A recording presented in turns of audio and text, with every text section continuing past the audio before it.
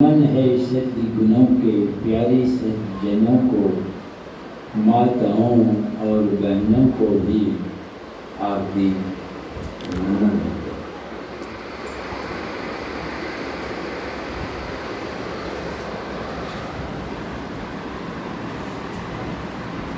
जब बारिश होती है लोग छतरी लगा के, नहीं छतरी करते हैं छाता,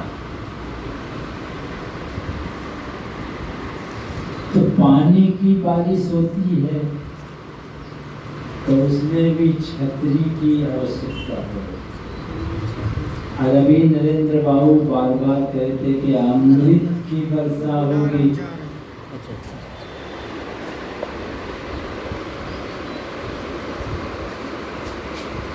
यहाँ संत सदगुरु की छत्र छाया की छतरी में आपको बैठना होगा। संत सदगुरु की छत्र छाया रूपी छतरी, उस छतरी में जो रहेगा उसी का उद्धार और कल्याण होता है।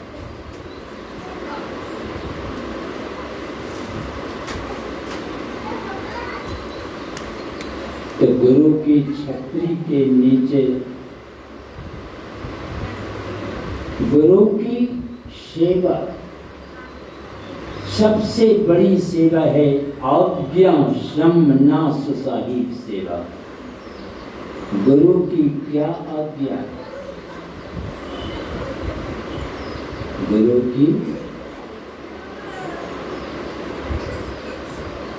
गुरु की आज्ञा है झूठ मत बोलो, चोरी मत करो, नशा में खैनी बीड़ी ताड़ी दारू गांजा भांग ये तमाम नशा का त्याग करो।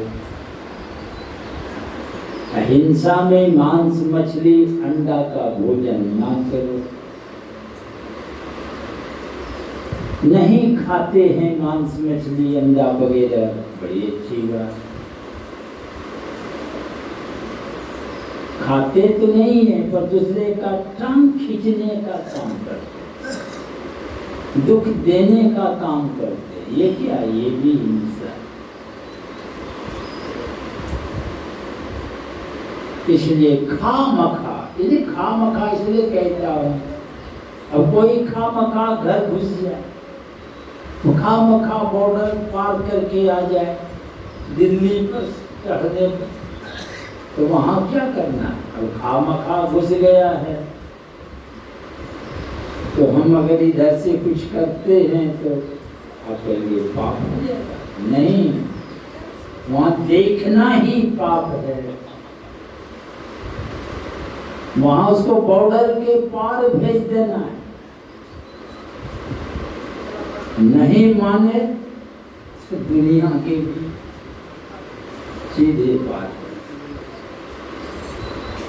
ये धर्म है। देश की रक्षा भी ये धर्म है।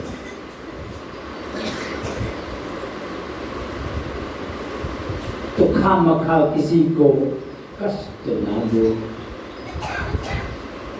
और पर स्त्री पर पुरुष गलत संबंध ये व्यभिचार कहलाता है। यही पंच पाप, ये 5 पाप से जो बच के रहता है वही दुनिया में भला है। ऐसे भला आदमी केवल बैठे रहने से महाभला बुद्धि से,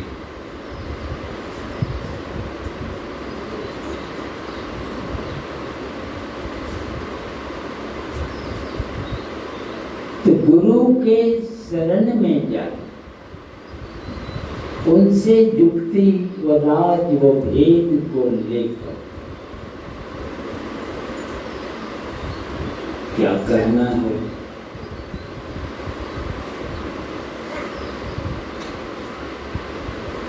करना तब क्या? वही करने की कला, वो भक्ति जो सार भक्ति की बात सुन रहे, और आसार भक्ति, आसार भक्ति क्या है, सार भक्ति क्या है?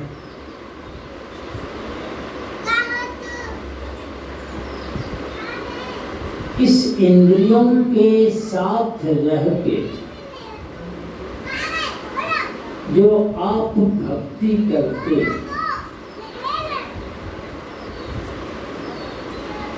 तो ये आसार भक्ति, क्योंकि ये इंद्रियों के साथ आपको रह के जो तीर्थों में, धामों में, कोई आध्यात्मिक अनुष्ठानों में आप लगे हैं, ये बाहर भ्रमण बाल खेल जैसा, गुरुनाथ कहते ये सब बच्चे का खिलौना है। ये बाहरी जो है आप काशी प्रयाग तमाम एक से करोड़ों रुपये का अनुष्ठान करते हैं, ये सब बच्चे का खिलौना है। और कहते भक्ति श्रम निष्फल, काम तुम्हारा नहीं बनेगा। सब लोग क्या काम बनाना चाहता है, क्या चाहता है? काम बनने का मतलब क्या है? कुछ लोग सोचता होगा 10-20 तल्ला का काम होता है, 150 बीघा जमीन हो जाए, करोड़ों बैंक बैलेंस हो जाए, दरवाजे पर मोटर गाड़ी खड़ी हो जाए, ये सब हो जाए, काम बन गया। ये तो बहुतों के पास है, जाके पूछिए काम बन गया? नहीं बना, वे भी चिंतित, वे भी परेशान हैं। जाके पूछिए उनसे, उनके साथ रहिए तो पता चलेगा। काम नहीं बना, वे भी बनाने में लगे। आपको लगता हो कि वो तो राजा है, वो कौन नहीं, मजा के बैठिए उनके पास तो पता चलेगा। किसी को शांति नहीं।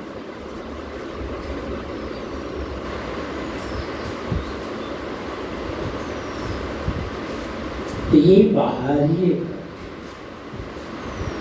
समस्त इंद्रियों का संग छोड़ के चलना, ना आँख को साथ लेना है, ना कान को साथ लेना है, सारी इंद्रियों के साथ छोड़ के उठ चले।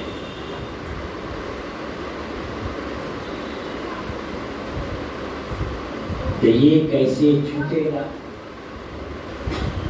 आँख खुली रहे और आप उसे काम नहीं दें, यानी आँख खुली रहे आप नहीं दें,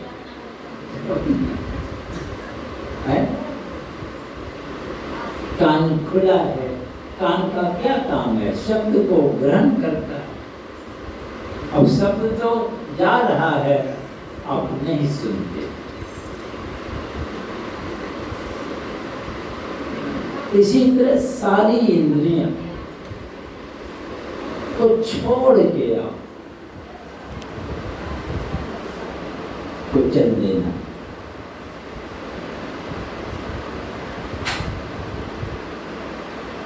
तो ये कला, ये सार भक्ति है। तो कैसे छोड़िएगा? आंख बंद कर तो बाहर देखना बंद हो, नहीं अंदर देखते, मगर आंख बंद है फिर भी बाहर देखते, खेत देखने लगे, हजिया बाजार घूमने लगे, कहाँ कहाँ टहलने लगे, लगता है दूसरों को कई बाहर कुछ नहीं देख रहे हैं, मगर वह घूम रहा है बाहर ही।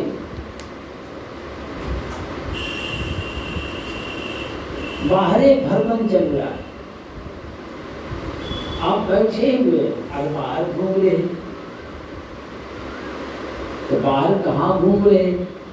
चाहे अच्छा में घूमते हो, चाहे खराब में घूमते हो, ये हिंदू में घूमेगा, चाहे तीर्थ धामों में, सत्संग तमामों में जाके आप बैठे हैं यहाँ और चले गए सत्संग में, ये बड़ी अच्छी बात। आइया कुछ और जगह हूँ तो शरीर की वहाँ तो उपस्थिति नहीं है, शरीर कहीं है, आप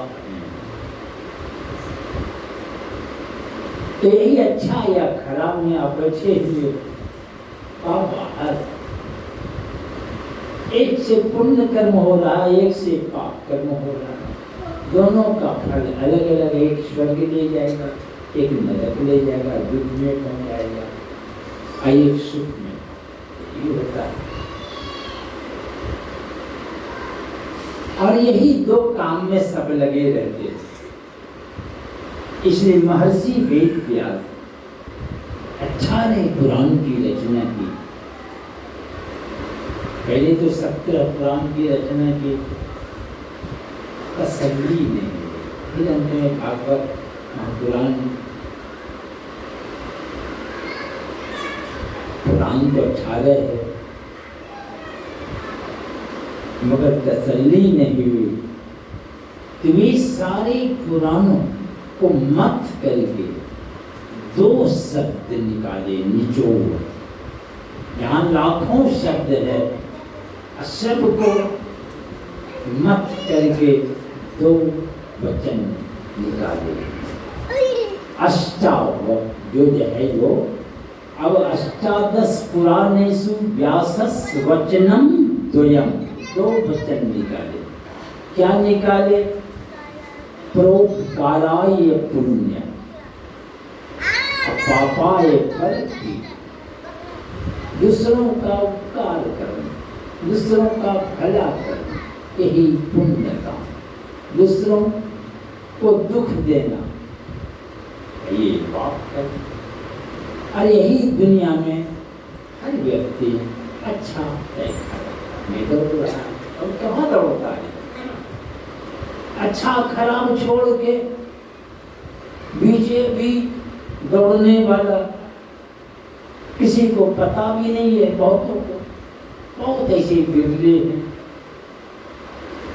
जो उस मार्ग का पता, जो बीचे बीच राजधानी एक्सप्रेस लाइन तो है, स्टेशन है, इधर से उधर से, पर राजधानी एक्सप्रेस थ्रू जाती, सब स्टेशन में रुकती नहीं है, वो एकदम पीछे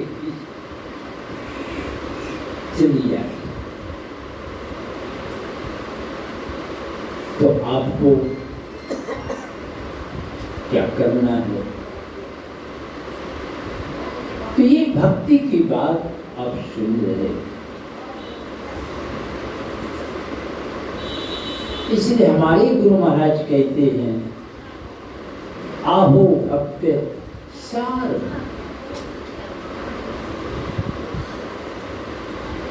असार भक्ति करोगे तो संसार के तरफ चक्कर भ्रमण करते रहोगे। यही कह रहा, इशारा कर रहा है। बाहर भ्रमण ये बच्चे का खिलौने से था, इसीलिए अंतर्मुख चलने की सलाह देते।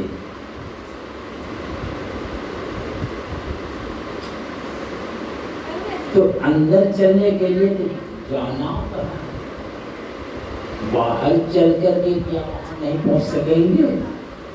अंदर चलेंगे। सवाल है कि पहुंचना कहाँ चाह रहे, कहाँ पहुंचना चाह रहे सब लोग? सब लोग सुख में पहुंचना, दुख में कोई चाहता है तो दुख में पहुंच जाए नहीं।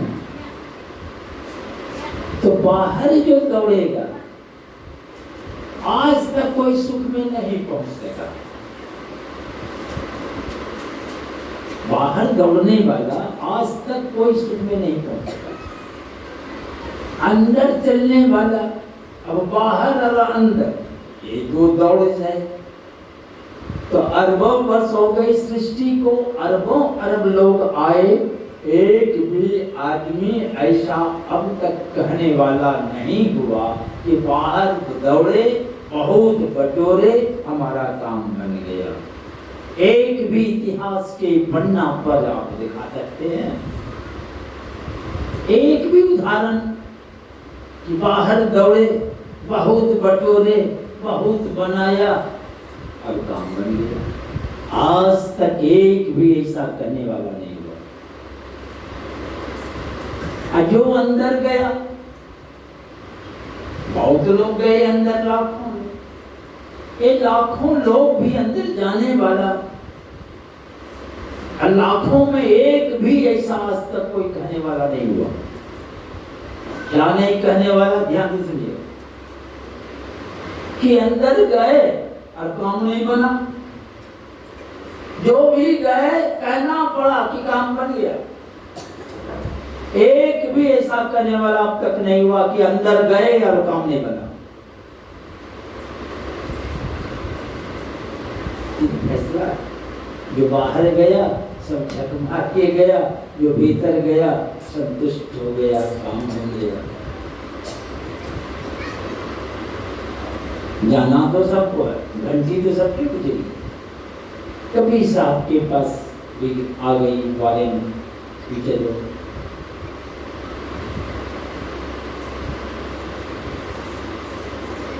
राम बुलावा भेजिया, आ गया बुलावा। कभी साहब रोने लगे, दिया कबीरा रोने लग गए। भाई क्यों रोने लग गए? तो कबीर साहब के पीछे पूछा क्या रोते क्या? भगवान ने बुलाए, चाहिए क्या? इसलिए मैं नहीं रहा। जो सुख साधु संग में तो नहीं है, जो साधु संग में मजा है, आनंद है, जो सुख है तो वैकुंठ में नहीं। इसीलिए अब देख लीजिए साधु के संग में क्या सुख है, वैकुंठ में नहीं। तो ये साधु की संगति अच्छी अच्छी बात होती है। साधु अगर साधु है किसी का काम नहीं काटता, वहां दुख देने की बात नहीं है, वहां दुख उठा के सुख देने की बात होती है।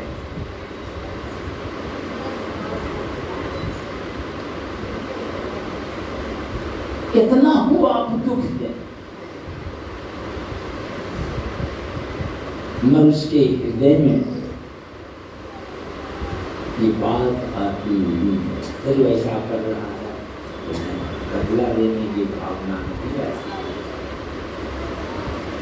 स्वामी दयानंद जमुना के तट सेवन कर रहे थे। एक और महात्मा, उनको बड़ी एलर्जी थी, इन पर बड़ी गाली गलौज के।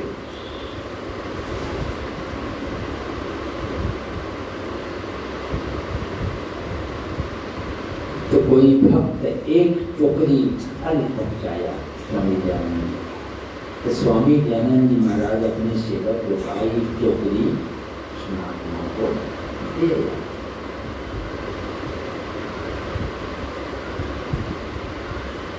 तो उठा के दे, और रोज एक टोकरी तो गाली देता, आई एक टोकरी फल दे। तो कहा क्या है? कहा स्वामी जी एक आपको नहीं, वो दूसरे को दिया होगा। हमको क्यों भेजे गए, ले जाओ।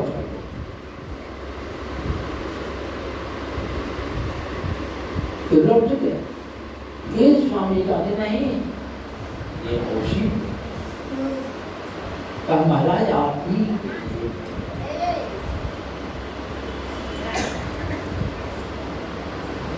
कि रोज वे गाली देते हैं, शक्ति खर्च होती है, इसलिए फल खाएंगे तो शक्ति बनी रहेगी। तो उसको लगा हम एक टोकरी गाली देते हैं, वो एक टोकरी आए और चरण कि महाराज मैं नहीं समझता था ऋषि ने तो साधु जो स्वभाव होते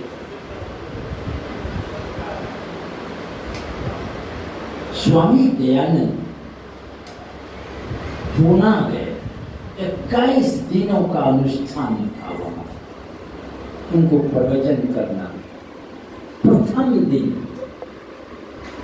पंडा का फंडा फोड़ दिया, जम करके पंडा का फंडा फोड़ दिया।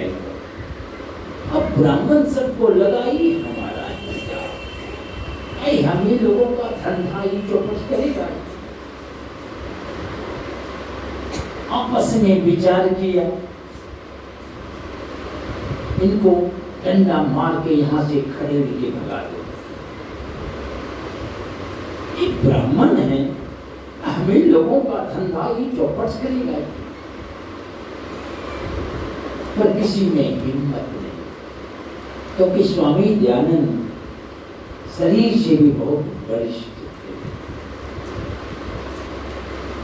वे काशी बनारस में रहते थे स्वामी जी। सुबह सुबह भोर में 4 बजे गंगा स्नान करने जा रहे।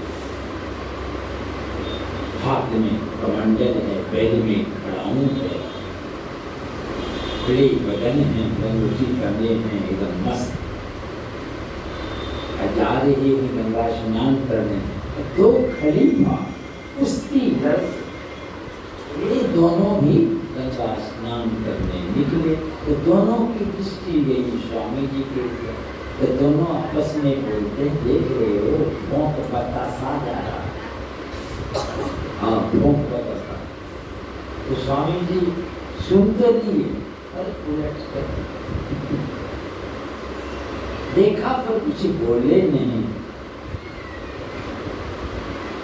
गंगा के तट पर गए, स्नान करके अलंगोटी निचोड़ करके खड़े हैं। दोनों खलीफा भी स्नान कर निकले। तो स्वामी जी कहते हैं, तुम दोनों खलीफा मालूम पड़ते हो। तो ये जो मेरी लंगोटी है, इसको निचोड़ के एक बूंद पानी निकाल दो तो मैं समझो कि तुम दोनों खलीफा। तो दे दिया, दबाया, नहीं निकला। दोनों हाथ लगाया, उस पर भी पानी नहीं निकला। कहा दोनों मिल के निचोड़, तो दोनों मिल के निचोड़ा, उस पर भी नहीं निकला। तो स्वामी कहते हैं सब और ये कैसे मचोले की पानी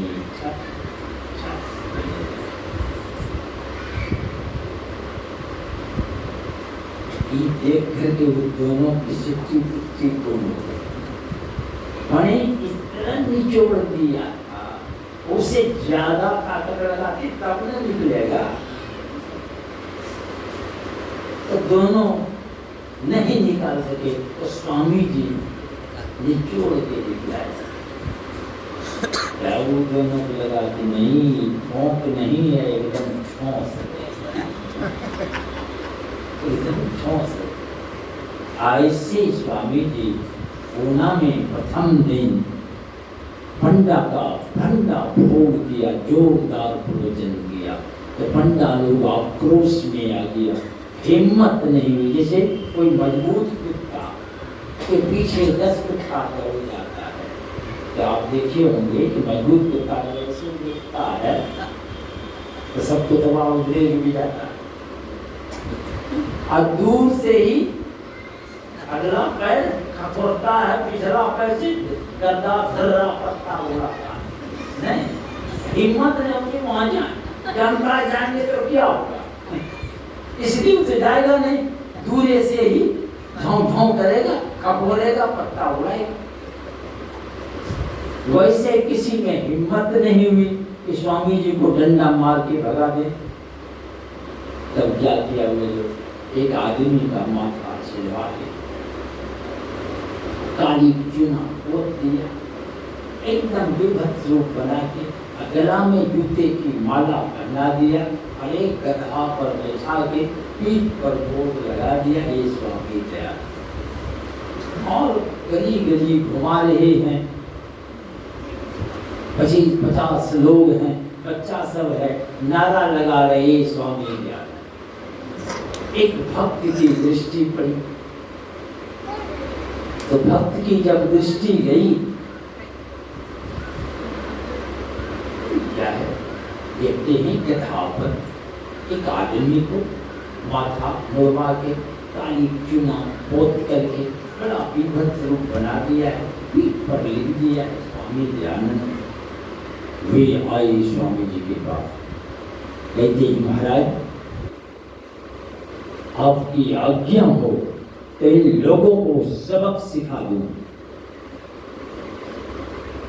क्या हुआ, तो एक आदमी को माथा छिलवा के और विभत्स रूप बना के गला में जूते की माला पहना के गधा पर बैठा के जुलूस निकाला है और नारा लगा रहा है स्वामी दयानंद है, गली गली घुमा रहे हैं।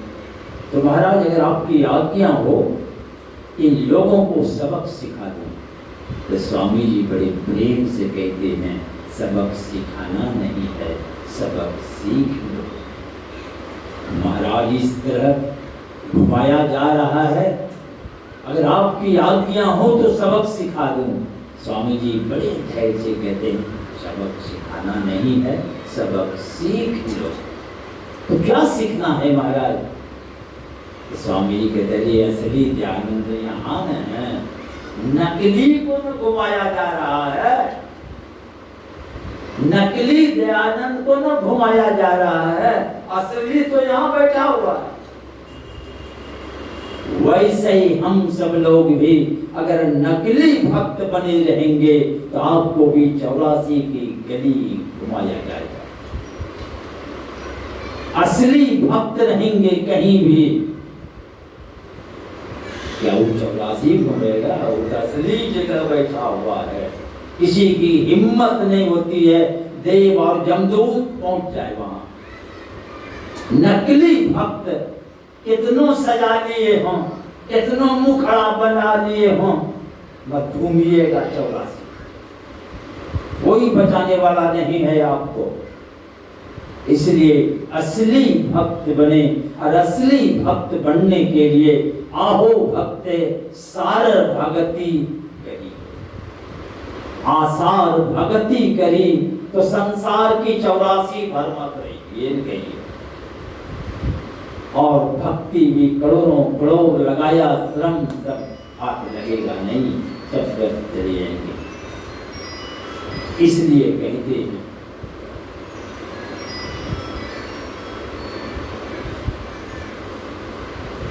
तो इसलिए असली भक्त अगर बनना है, और असली भक्त जो बनना चाहता है, देख लीजिए सबरी थी खिखिरी, खिखिर समझ एक छोटा सा जात, साधु संत महात्मा लोग आए थे, भंडारा चला था, नीचा नीचा ये पत्थर फेंका गया था, वही आके जूठन पत्थर, उस संतों का जूठन प्रसाद तो ग्रहण की, उस पुण्य के प्रताप से खिखिर ने मर करके राजा के घर में जाती है।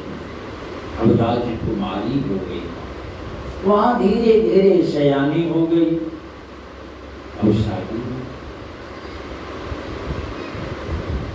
तो एक शून्य होने लगा। और पिता सोचते हैं ये बड़ी भक्ति मती है देखते, अब शादी होगी जाएगी वहाँ किस तरह का होगा व्यवहार ये भी समझते।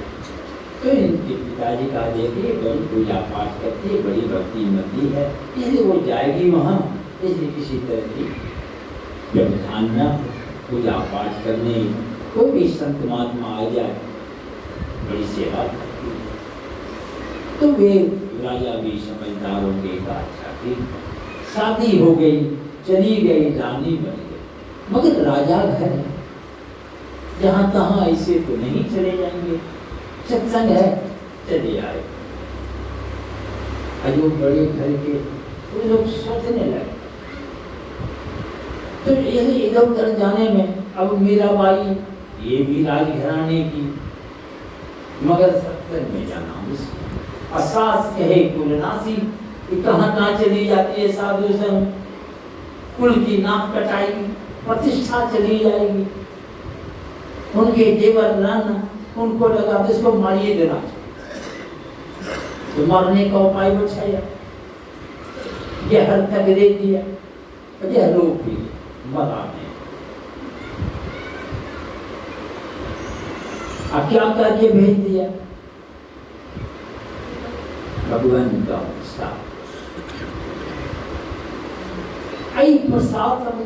अब लोग कहने लगा सेवक मत पियो मर जाएगी, जहर है। कहा भगवान का प्रसाद ले जाए शर्मा तो यही करके कह जाए, जहर तो नहीं भेजा, चरमा प्रेम से। अब जो भगवान का ही जहर है किया है चरनामृत पी गए, वो भी बहुत। अब राजघराने में है, प्रतिष्ठा चली जाएगी, तब न सास कहते किसकी जाएगा। तो वैसे यहाँ भी समस्या।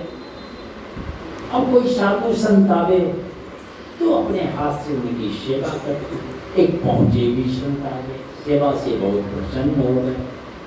जब संत जाने लगे तो कहा बेटी तुम्हारी सेवा से मैं बहुत प्रसन्न हूँ, जो अच्छा। अब ये क्या मांगती है, अब मांगना क्या चाहिए।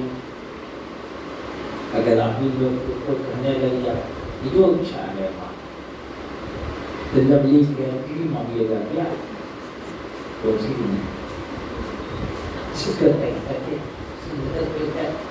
तो ठीक है।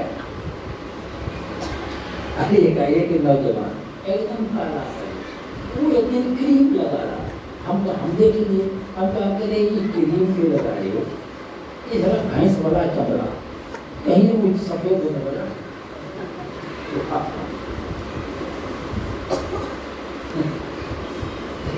वो कोशिश करते तो भगवान तो संत कह रहे कि जो इच्छा हो मांग लो।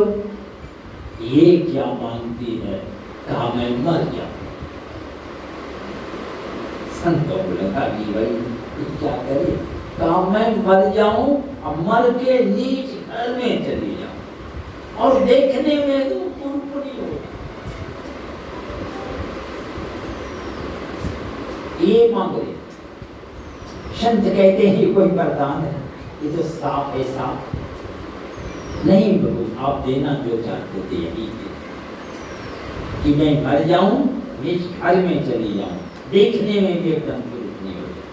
ये हिम्मत, ये असली भक्ति का लक्षण है। ये माने भक्ति में जो रोड़ा पैदा करे, अड़चन डाले, उस अड़चन को साफ उखाड़ के फेंकने की क्षमता। और ये रोड़ा हिम्मत नहीं होती है लोगों में कि नीच घर में जाएं, अपन नररंग हो जाएं, बदलाई हो जाएगा। भगवान तो भले एक दे, मर व्यवस्था को छोड़ दे, मगर सबरी में इतनी हिम्मत थी यही अड़चन है, बाधक है, संतों की संगति में नहीं जा पाती हूँ। तो इसलिए वो कह रही है कि मैं मर जाऊं, नीच घर में जाके जन्म लूं, एकदम कुरूपणी हो जाऊं, जहां जाके कोई पूछ भी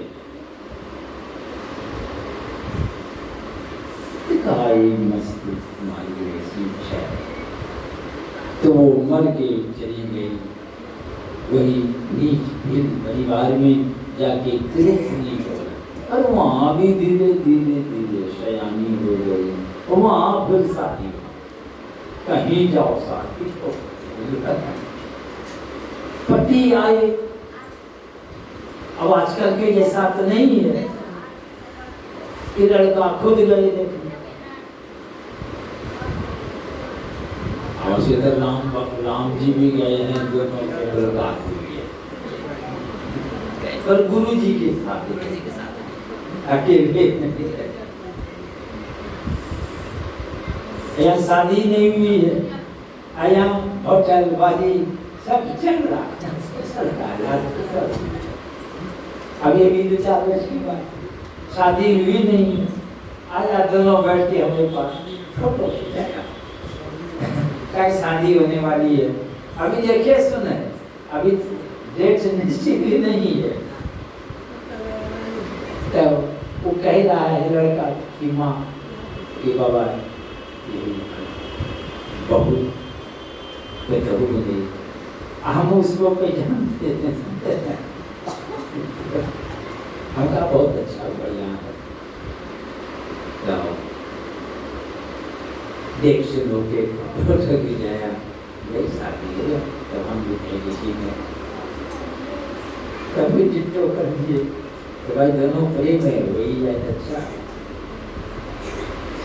लड़का भी बड़े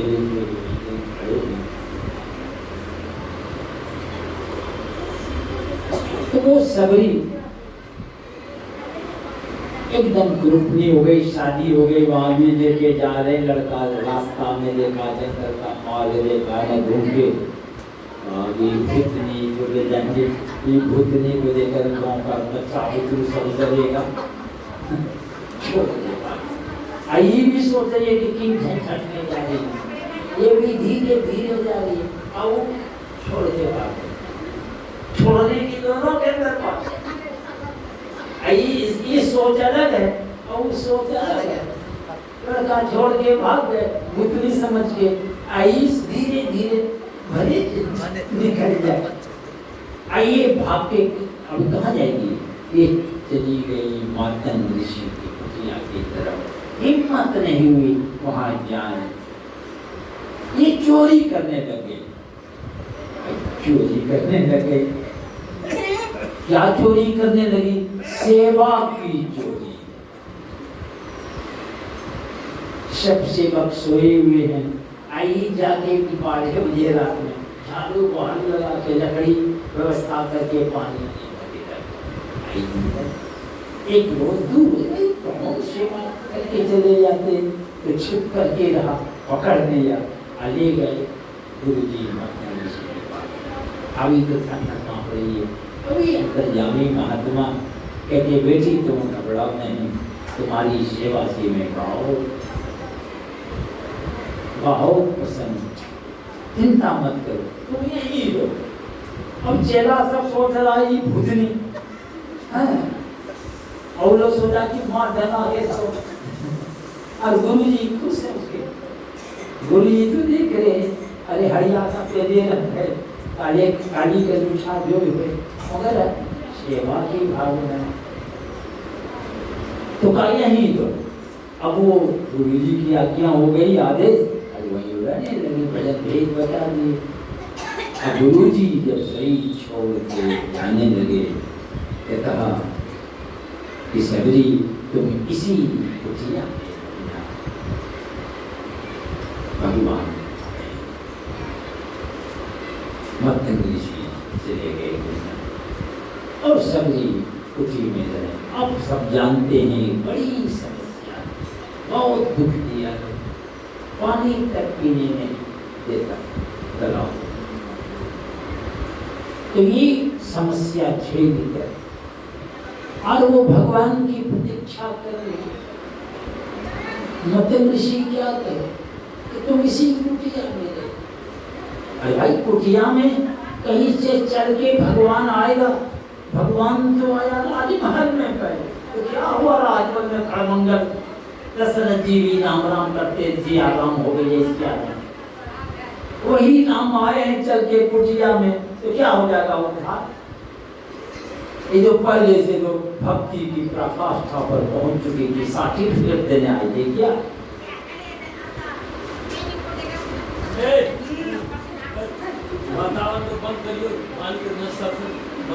नहीं, वो लोग सबरी संबंध में चिंता चिंता नहीं हो, सबरी में सवाल रखो।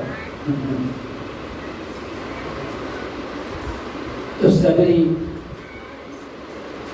भगवान कुटी के बाहर ऐसा भी भगवान आ जाए, द्विभुज अरु चतुर्भुज वाला न भगवान खड़ा हो जाए।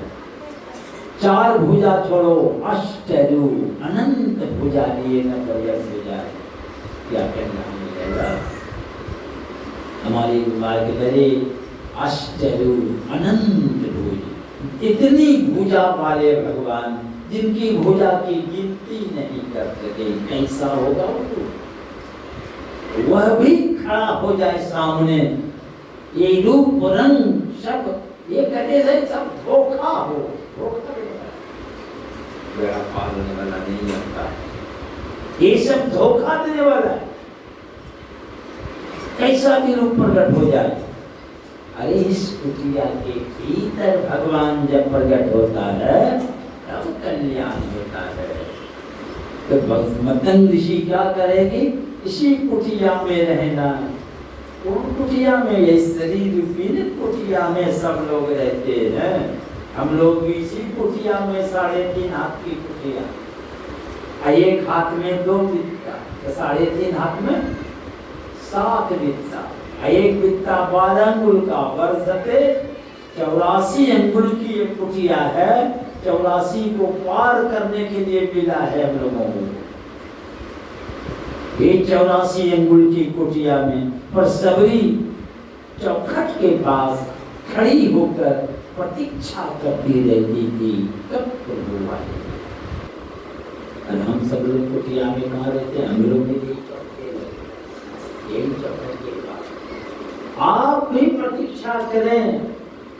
सबरी तो 14,000 वर्ष प्रतीक्षा करती रही, हम लोग 14 मिनट में कुछ भी आंख में बैठे और वो कुछ भी मतलब उसे 14,000 वर्ष प्रतीक्षा की।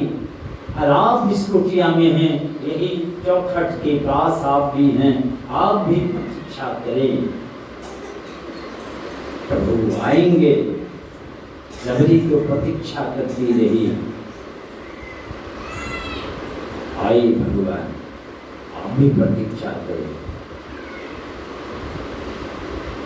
किस तरह प्रतीक्षा करनी है? ध्यानाभ्यास करो सद सदी। सही सही ध्यान का अभ्यास अगर करना है तो चातक दृष्टि बनाई हो। चातक चिड़िया की जाति में ये संकल्प है कि धरती पर का पानी पी के प्यास नहीं बुझाना। प्राण पखेरु निकल जाए तो निकल जाए, ये संकल्प है उस जाति में।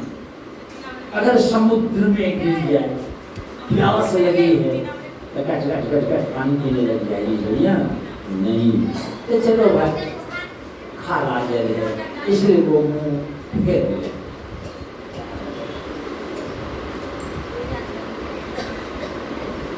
अगर गंगा जी में गिर जाए, वहां तो खारा जल नहीं है। गंगा जी में भी कहाँ?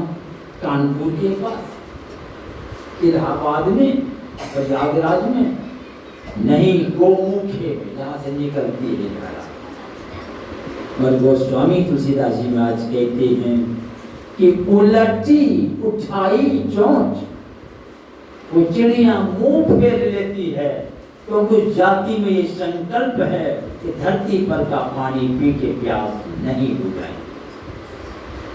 इसलिए वो मुंह फेर ले। वो समुद्र विशाल जल राशि खा रहा है तो मुंह फेर ले। पावन जल जहां से गोमुख से निकलता है वो पानी पीने तैयार नहीं है। अब वो नाला में पोखर में गिर जाते गट गट पीने लग जाएगी नहीं। समझिए बात।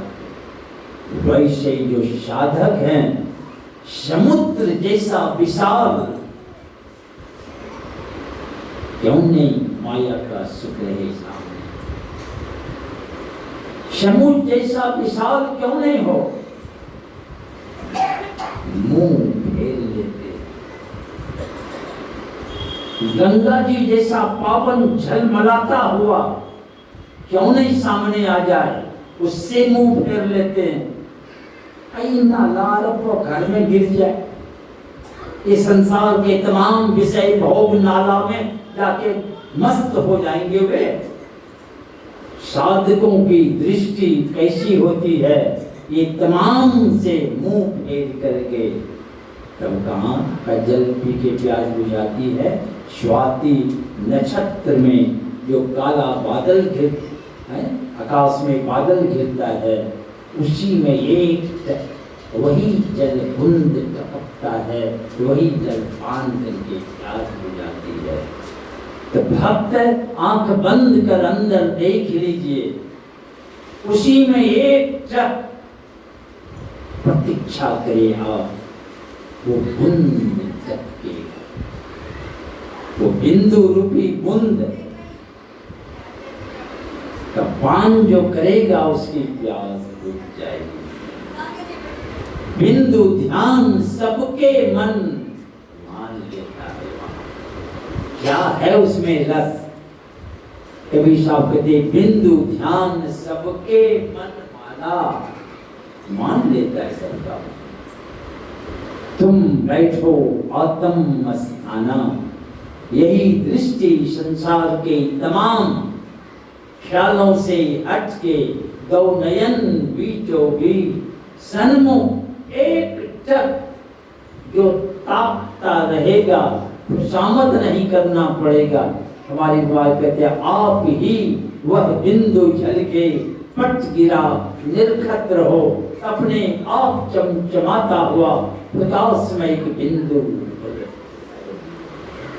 वही प्रकाशमय बिंदु, वही बिंदु होकर के स्थूल सूक्ष्म माने स्थूल शरीर, सूक्ष्म शरीर, कारण और महाकारण, ये चारों जड़ शरीर पार करके और उस कैवल्य शरीर को भी पार कर जाते। तो हमारे गुरुराज कहते हैं यही प्रवेश करके स्थूल सूक्ष्म कारण महाकारण कैवल्य के पार, ये पार जाना, इस पार से इस पार, गुरुराज कहते यही है सार भक्ति। पार गमन ही सार भक्ति है, लो यही ही में धार, कहते इस बात को हृदय में धारण कर लो। यही प्रकाश में उस बिंदु में प्रवेश का सुषमन में वो तीर है, वो बिंदु, उसी में उस करके स्थूल सूक्ष्म कारण महाकारण कैवल्य शरीर के पार चले जाएंगे आप। और गुरु महाराज कहते हैं यही पार चलने की क्रिया को करे, यही सार भक्ति है। इस बात को हृदय में कहते हैं धारण कर लो। पर इसकी सफलता अगर आप पाना चाहते 6:30 बजे यही पार जाना, ये बॉर्डर के पार। पहले अपने चलिए 6:30 बजे ठंडे 4 बजे सत्संग शुरू किया हमारा सब, जब 3 बजे झटका के दै 5, 10, 6:30 बजे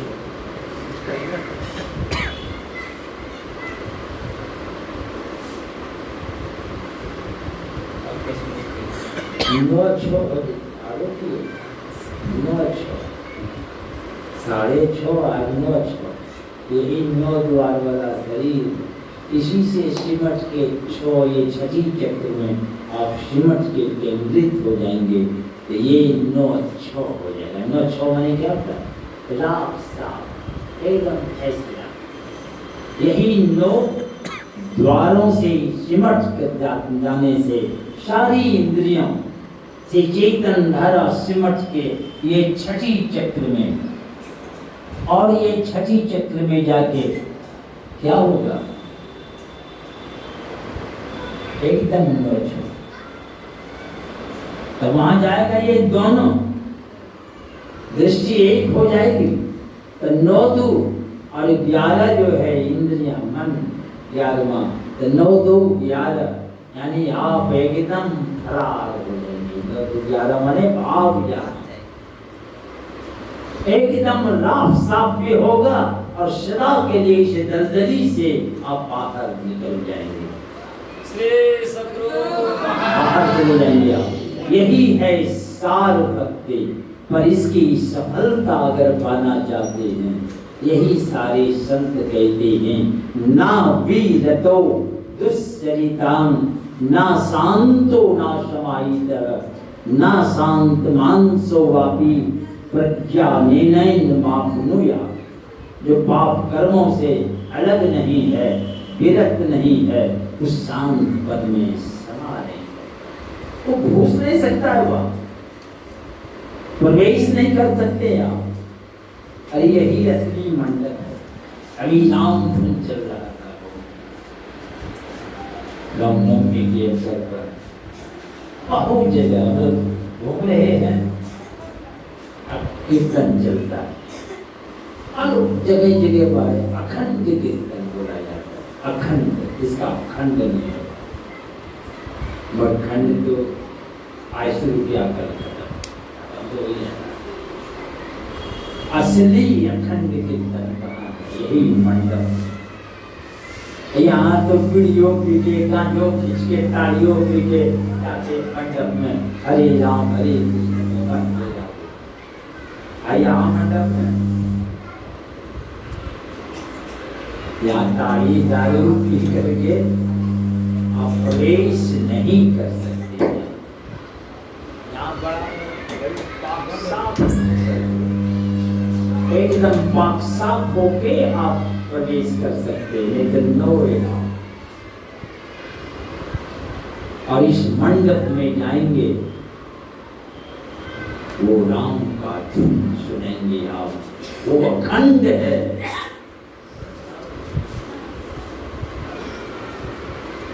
नाम साहिब का खंड है, खंड है, खंड साहिब का नाम, और सब खंड है। खंड मेरु और सवेरु सब खंड खंड है।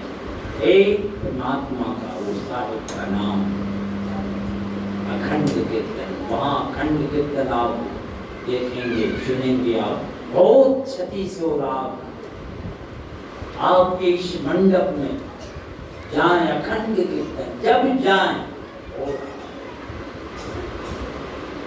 बाहर में तो मैं देखा हूँ 48 घंटा का, 24 घंटा का, 10 साल से चल रहा। कुछ जगह ऐसा कि शुरू हो गया है, कब अंत होगा आप देख नहीं जब तक। मगर इस मंडप में जाए आप, अखंड कीर्तन केवल आप जाए बस। और हाँ, पीढ़ी पीते पीते जाए, ये गांजा पी के जाएंगे, ताड़ी पी के, आपको वहां पूछने नहीं किया जाएगा। यही गेट है, यही असली दर है। दर आप जाएं तो दर दर ठोकर जो खा रहे हैं, इस दर पर दर भंग हो जाएगा, समस्त जन्मों का दुख दियाव हो जाएगा। ये असली दरभंगा यहाँ है, जाए उसमें आप। जो प्रवेश करेगा सब दुख खत्म हो जाएगा। और कहीं किसी दर में घुसिए, धर धर ठोकर खाते रहिए आप। किसी का दुख खत्म नहीं हुआ। यही है सार भक्ति। आप तमाम से सारे ख्यालों को हटा के दो नयन बीचों बीच सन्मुख एक चट आप देखते रहे।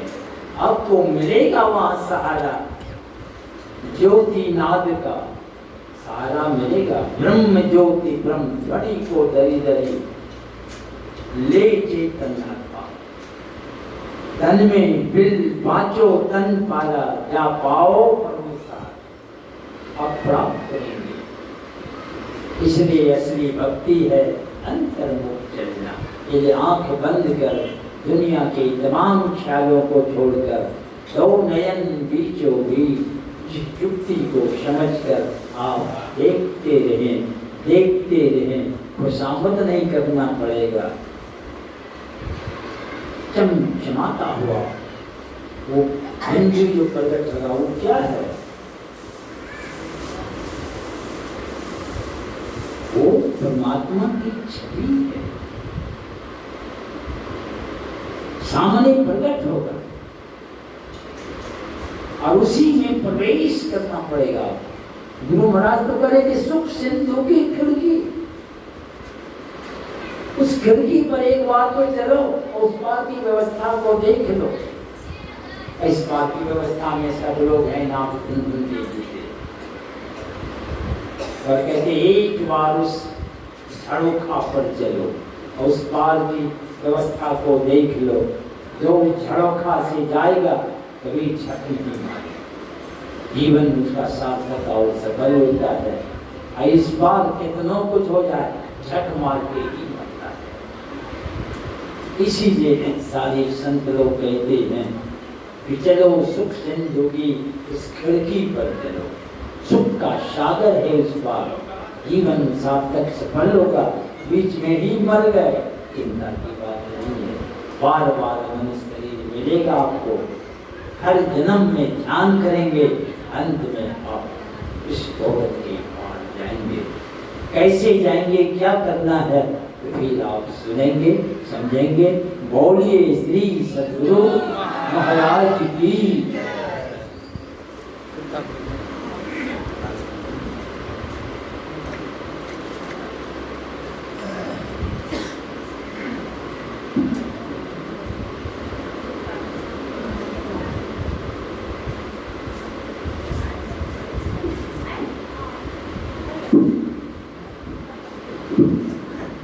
श्री सद्गुरु महाराज की जय। कहते हैं अंत भला तो सब भला।